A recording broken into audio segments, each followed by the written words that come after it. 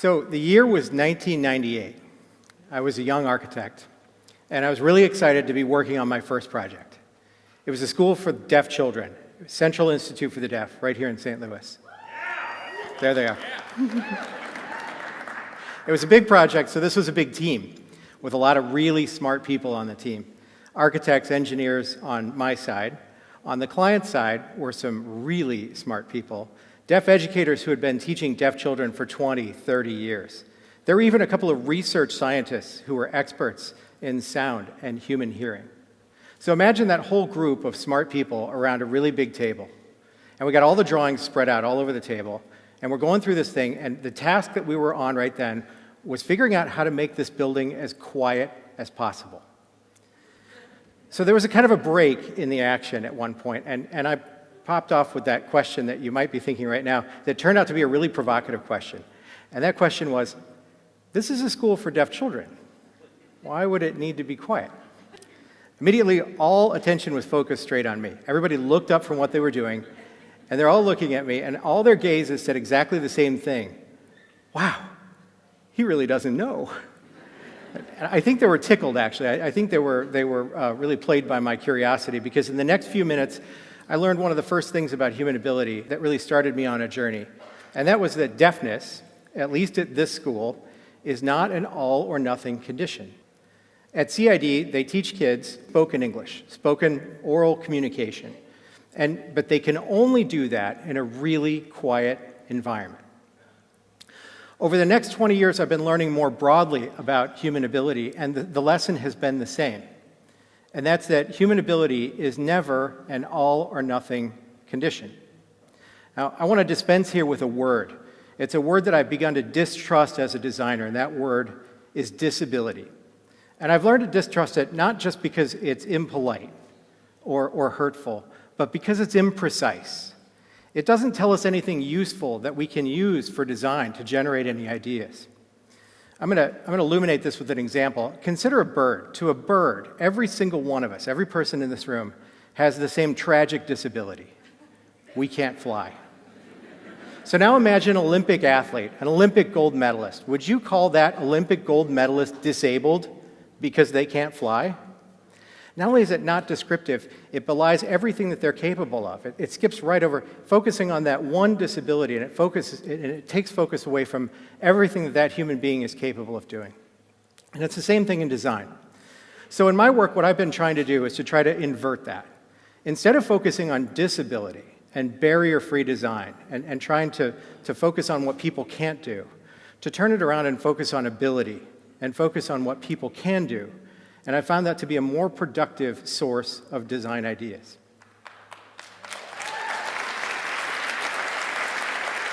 Very noble, thank you. It is noble, but it requires a deeper understanding of human ability. And it turns out I've had to create that for myself, a more varied understanding of human ability. I developed these four as lenses that you can look through to look at a design or a building or even a school. And when you look through just one of these lenses, say social ability, human social ability, and all the differences in human social ability, it illuminates a lot of problems in a typical school or a typical design, but it also illuminates a world of solutions. And that means that each of these four is also a seed for 1,000 different design ideas that spring forth. And I'm gonna talk about some of those.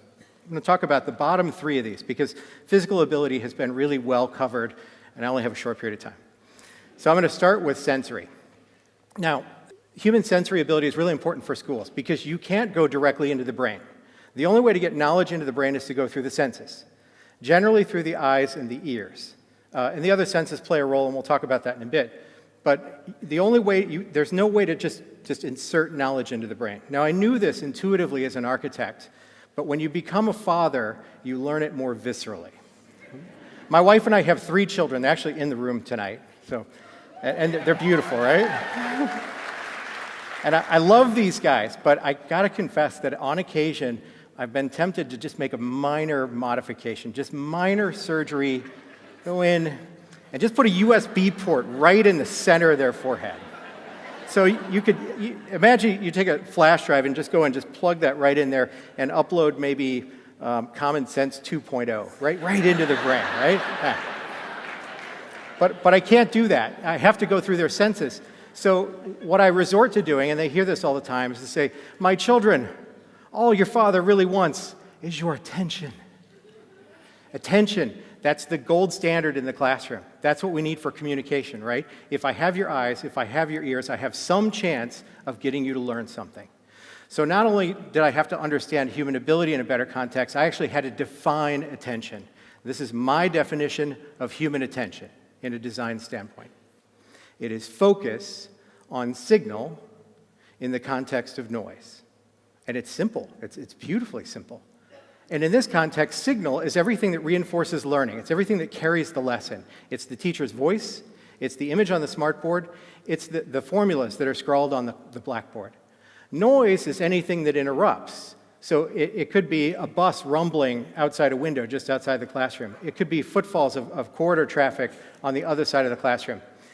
It could be a kid who sits in front of you with a really big head, and you can't see the blackboard. Now, I may or may not have been that kid, so I'm going to tread lightly here. Signal and noise is not just a good definition for attention. It turns out that it's a really good strategy, also a design strategy. And I've learned that what you can do is you can take all of the decisions, thousands of decisions that go into designing a school or designing a classroom, and you can apply those decisions through that lens, through that understanding of signal and noise. Every wall, every ceiling, every door, every window, the mechanical system, every one of those decisions, thousands of them, can all be leveraged towards signal and noise.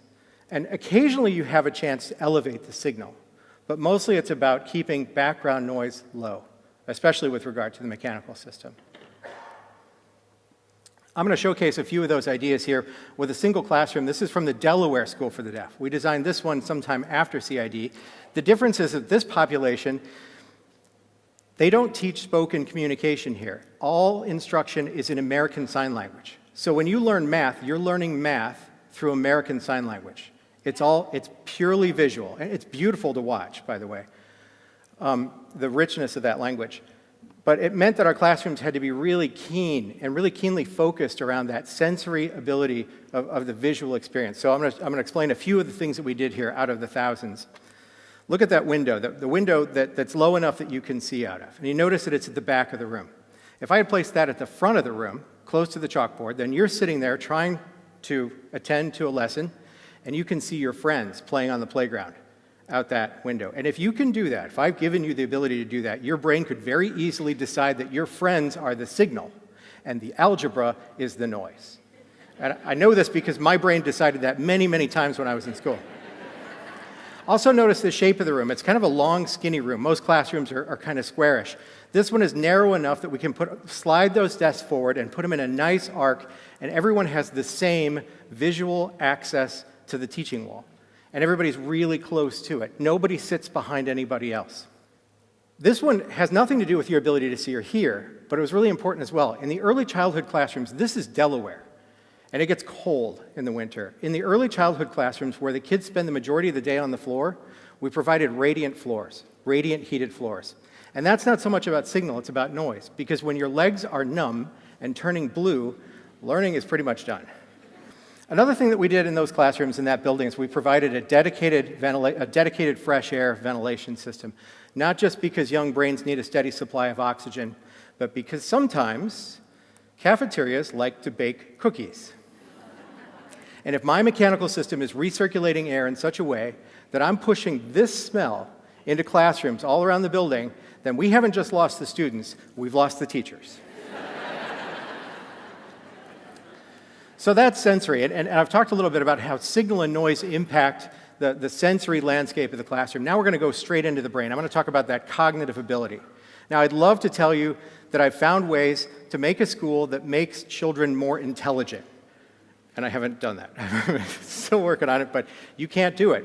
So when we're talking about cognitive ability, what I'm talking about is something called executive function, which is decision making. It's how kids navigate not only the school day, but it's how they begin to learn how to navigate life. And it has to do with decisions about behavior. I'm going to take you to another school. This is the Maryland School for the Deaf. And for this school, we did 3 buildings to take kids all the way from birth through grade 5. Now, with regard to decisions, and you may know this if you have children, with regard to decision, where kids fail a lot is in transitions. So you imagine in this environment, this kind of sprawl of 3 buildings, really well organized, but still it's a lot to manage. All the transitions that go on in that school day to day, hour to hour, and then year to year, to try to make all of those decisions rational or comprehensible to kids who are still learning how to make those decisions. Cognitive signal is when designers use all of those decisions about the interior of the building, finishes, colors, lighting, to try to communicate to children the kind of behavior that's expected of them in each space, to give them that predictability. It might be easier to imagine if you imagine it in reverse, that cognitive noise is when you take a child and you put them in, let's say, in an overstimulating classroom. Get a new teacher who just goes crazy and decorates the room. And everything about that room is telling that child, dial up, dial up. And the teacher's saying, no, dial down. That's cognitive noise. That's when the building is working at cross purposes and sending mixed messages to children about the decisions that they should be making. One of the things that I really like about this building is that we also made it narrative, this stream, this ecosystem that we developed along the corridors that connect all these buildings to try to not just to suggest the behavior that's required, but the stream, what do we do in the stream? We move, we sort of bob along the stream, and there are banks where we can sort of sit and watch the activity, and there are places, little pools where we can just sort of wade and play. Now, making decisions is hard enough, but these kids are making decisions in context with other kids who are also learning to make decisions, and a lot of them getting it wrong. So now we're on to social ability. And social ability is really in flux right now in a lot of school populations, particularly higher education, as the autism spectrum generation begins to move forward. So understanding this is really, really critical. I'm going to talk first about social noise. I'm going to do it with a story. We were working on the master plan of a high school, master planning some changes to an existing high school. And the principal was taking us on a walking tour through the building, and he took us into a social commons. And it was a pretty bad space. It was bleak. It really wasn't very stimulating. It was an antisocial social space. And it was connected to the lunchroom through this bottleneck, this really bad little space. If I had to say it was shaped like anything, it was shaped like a reactor core.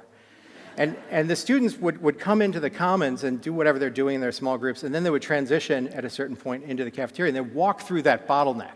And the principal walked us into the bottleneck, and he said, guess where the fights happen?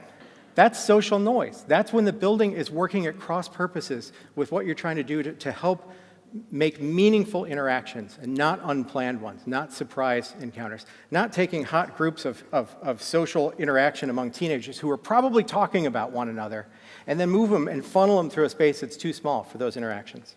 Finally, I want to talk about social signal. Now, there's a lot of exciting things going on in education. And I'm going to start this off by saying, have you ever tried to lecture to a pre-kindergartner? And they won't do it, which is one of the reasons that early childhood education has always been so rich about creating environments where you've got teaching modalities that are different than just lecture, where you're not trying to command a child's attention for hours on end. So it can be really instructive when you're talking about social signal and how do we design for social signal to look at that kind of environment. I'm going to call out a few of these areas. And I'm going to talk about how higher education, for example, could maybe learn from this. Right there in the center, you've got story time. And that's easy. That geometry is lecture. The geometry of that social interaction is lecture. One person talking to many. And if you understand that simple geometry, you can design a room like this. You can design a college and university lecture hall. Down on the left, there's a little bit more subtle geometry and subtle social exchange going on there. It's the art tables. And at the art tables, we're working in close proximity to one another without separation, and I'm working on my work, but I can see yours. It's a kind of collaboration where we're inspiring one another. And then at a certain point, you take your work and we hang it up on the wall, and we talk about it. All the social geometries around that are exactly the same as they are in a design studio. And if you understand those geometries, you're in a position to design for design work, all the way up through higher education. Up at the top right is another one. This is a little more subtle. This is one of my favorites. It looks like it's just play, right? Where we've got blocks on the floor and we're playing with blocks. But look at the interaction. What I do is I build my little tower with the blocks, and you're maybe sitting there watching me doing something else. And you come over and you knock the blocks over. And then you're going to stack them up in a slightly different way. Maybe you're going to build a taller tower or a more interesting tower. And then we knock them down, and together now we're going to build something that's even cooler than that. And we do it again and again. That social interaction is called prototyping, and it's the geometry that we see in every research and development lab in the world, not just through higher education, but in some of the biggest corporations in the world. It's difficult to summarize human attention, something as big as human attention, but I'm going to leave you with this. What I've learned throughout my career so far about signal and noise, about human ability, is that noise is generally the accident of design. Noise is the unintended consequence of something that wasn't considered about human ability. And I explained how, with those classrooms, if you understand the human geometry, then you're in a position to design a pretty decent classroom. But if you understand the differences in human ability, that every kid comes to that classroom with a slightly different ability in each of those dimensions. Some of them come and they're so engaged that they can't wait to just, tell you everything that they know. And others that are so terrified that they can't raise their hands. If you take that understanding and you allow it to nuance that geometry, and mostly around the edges of a classroom I've found, and it impacts the lighting, and it impacts the furniture, and a lot of other choices, then you're finally in a position to create learning spaces that allow everyone to succeed. I began with a provocative question. And I think as design is never an accident, it's always a purposeful act, it often begins with that purposeful question. And in my context, what I'm saying is that the purposeful question can be very revealing about human ability. And when we finally understand human ability, we're in a position to design a better world around it.